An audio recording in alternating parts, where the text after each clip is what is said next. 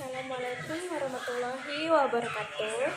Perkenalkan, kami dari kelompok 10 dari kelas 6E Manajemen Pagi. Di sini kami akan menjawab soal UTS yang berisikan 5 butir soal.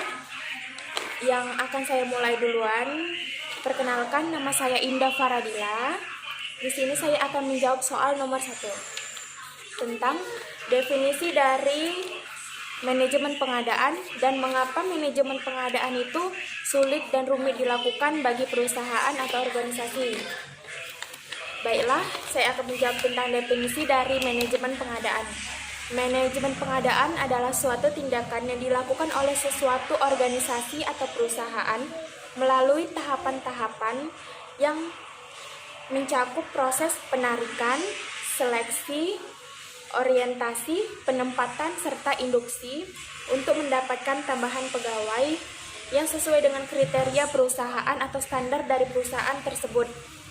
Dan mengapa masalah manajemen pengadaan itu sulit dan rumit dilakukan oleh perusahaan atau organisasi, yaitu karena keinginannya suatu perusahaan untuk mendapatkan kinerja pegawai yang efektif, berkompeten, berdaya saingan tinggi, inovatif, serta kreatif untuk menempatkan karyawan pada skill-skill yang mereka punya.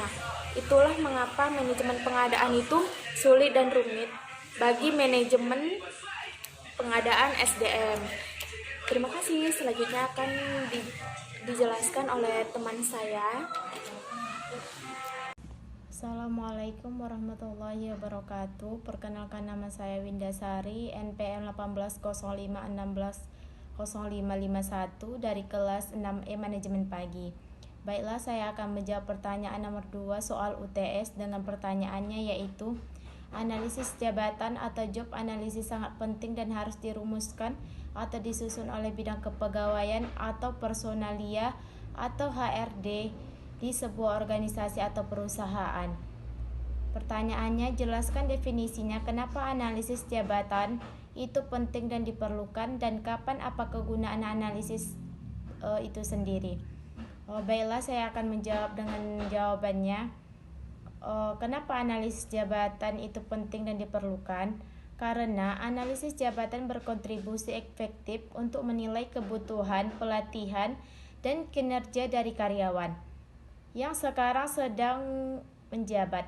Proses analisis jabatan menjadi dasar untuk mendesain dan mengembangkan kebijakan dan strategi untuk memenuhi sasaran dan tujuan organisasi. Dan apa kegunaan dari analisis jabatan itu sendiri? Kegunaannya yaitu analisis jabatan dapat membantu melihat kualitas pegawai yang dihasilkan dan dapat dinilai dari pendayagunaan SDM dalam organisasi tersebut. 3. Mendesain pekerjaan, membantu dalam menjelaskan pekerjaan, apa yang harus dikerjakan, bagaimana mengerjakan pekerjaan tersebut, berapa banyak pekerjaan yang harus dilakukan, dan bagaimana ketentuan yang harus dijalankan sehingga pekerjaan dapat diselesaikan. Jelaskan definisinya, prinsip-prinsip dan teknik-teknik dalam mendesain pekerjaan. Jawabannya, definisi desain pekerjaan adalah fungsi penetapan kegiatan kerja seorang atau kelompok karyawan secara organisasional. Tujuannya untuk mengatur penugasan kerja supaya dapat memenuhi kebutuhan organisasi. Prinsip-prinsip desain. Dalam mendesain tertentunya membutuhkan pertimbangan beberapa prinsip-prinsip desain. Prinsip yang pertama adalah balance, yang mana balance tersebut sama halnya mempertimbangkan stabilitas atau kesan terdapat daya tarik yang sama antara bagian yang satu dengan lainnya tanpa menghilangkan aksentuasi yang merupakan pusat perhatian pada susunan karya seni. Balance tersendiri terbagi menjadi 4, antara lain keseimbangan sentral, keseimbangan simetris, keseimbangan inormal, dan keseimbangan kontraks. Prinsip desain selanjutnya adalah unity, yang adalah kesatuan yang karyawan mempelajari tugas-tugas, fungsi, dan keterampilan baru dari setiap unit kerja dalam sebuah perusahaan. 3. Pemekaran pekerjaan, yaitu menambah lebih banyak tugas yang terkait dalam sebuah pekerjaan. 4. Pemerkayaan pekerjaan, yaitu merancang pekerjaan dengan cara meningkatkan tanggung jawab, otonomi, dan kendali bagi pemangku jabatan, sehingga membantunya dalam memuaskan kebutuhan pengakuan dan pertumbuhan. Teknik desain pekerjaan kelompok. 1. Tim kerja, yaitu kelompok karyawan yang diminta untuk merampungkan sebuah tugas besar dalam bentuk penugasan khusus dari perusahaan. 2. Kelompok kerja otonomi, yaitu tim-tim kerja yang diberikan tujuan-tujuan khusus dan kendali atas pencapaian tujuan tersebut. 3. Lingkaran mutu, yaitu sekelompok karyawan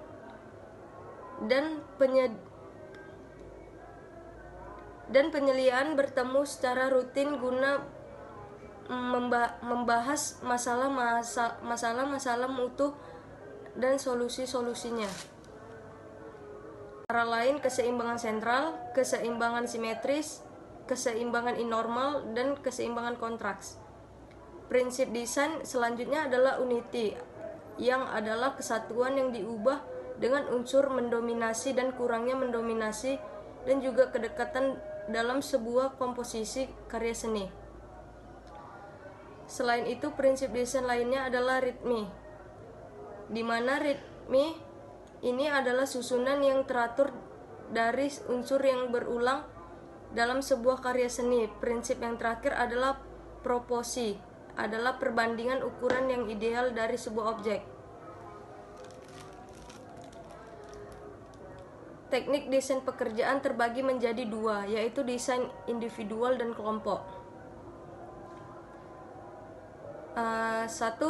Teknik desain individual, simplifikasi desain, yaitu membagi pekerjaan ke dalam tugas-tugas yang sederhana dan berulang-ulang, memaksimalkan efisiensi. 2. Rotasi pekerjaan, yaitu memindahkan karyawan dari satu posisi ke posisi yang lainnya sebuah perusahaan, sehingga memungkinkan karyawan mempelajari tugas-tugas, fungsi, dan keterampilan baru dari setiap unit kerja dalam sebuah perusahaan. 3. Pemekaran pekerjaan, yaitu menambah lebih banyak tugas yang. Saya Widya Oktari, saya akan menjawab pertanyaan nomor 4. Adapun pertanyaannya yaitu, jelaskan definisi menurut para ahli dan manfaat apa saja yang akan didapatkan perusahaan jika mempunyai sumber daya manusia yang baik. Jawabannya adalah, ada beberapa definisi perencanaan sumber daya manusia menurut para ahli, antara lain, yang pertama adalah perencanaan sumber daya manusia menurut Robert L. Mathis dan Johann H. Jackson. Perencanaan sumber daya manusia adalah proses analisis dan identifikasi terjadinya dan kebutuhan akan sumber daya manusia, sehingga organisasi tersebut dapat mencapai tujuannya. Kemudian yang kedua adalah sumber daya manusia menurut Andrew E. Sikula. Ia mengatakan perencanaan sumber daya manusia adalah proses penentukan kebutuhan tenaga kerja dan berarti mempertemukan kebutuhan tersebut agar pelaksanaannya berinteraksi dengan rencana organisasi. Kemudian adapun manfaat dari perencanaan sumber daya manusia yang baik bagi perusahaan adalah, yang pertama adalah membuat kinerja perusahaan efektif dan efisien, yang artinya perusahaan berjalan baik dengan personel yang produktif dan jumlah karyawan yang sesuai dengan kebutuhan. Kemudian yang kedua, menimbulkan sikap positif karyawan. Perencanaan sumber daya manusia yang baik akan menimbulkan sikap positif dalam diri karyawan. Mereka merasa memiliki kemampuan dan kesempatan yang cukup untuk terus maju bertumbuh di dalam bersama perusahaan. Kemudian yang ketiga adalah meningkatkan kompetensi karyawan. Sistem sumber daya manusia yang baik mampu meningkatkan koordinasi antar karyawan dan juga menciptakan atmosfer kerja yang nyaman dan kondusif. Kemudian yang keempat, sekaligus yang terakhir adalah memperkuat posisi perusahaan di tengah persaingan. Hal ini dikarenakan kompetensi setiap perusahaan yang berbeda. Maka dari itulah, setiap perusahaan selalu berupaya untuk meningkatkan kompetensi perusahaan melalui perencanaan sumber daya manusia. Ketika perusahaan mempunyai kompetensi yang cukup, perusahaan akan lebih kokoh dan kuat walau arus persaingan bisnis antar perusahaan semakin ketat. Nama saya Julmi Febri dari Tonga. Di sini saya akan menjawab pertanyaan dari soal nomor 5. Definisi analisis kebutuhan SDM adalah melakukan analisis terhadap kemampuan tenaga kerja yang sekarang ini untuk memenuhi kebutuhan karyawan. Dan kemudian dianalisis apakah tenaga kerja yang sekarang bisa diatur kembali dan dapat memenuhi kebutuhan atau tidak. Kemudian ada faktor-faktor yang menjadi pertimbangan analisis SDM.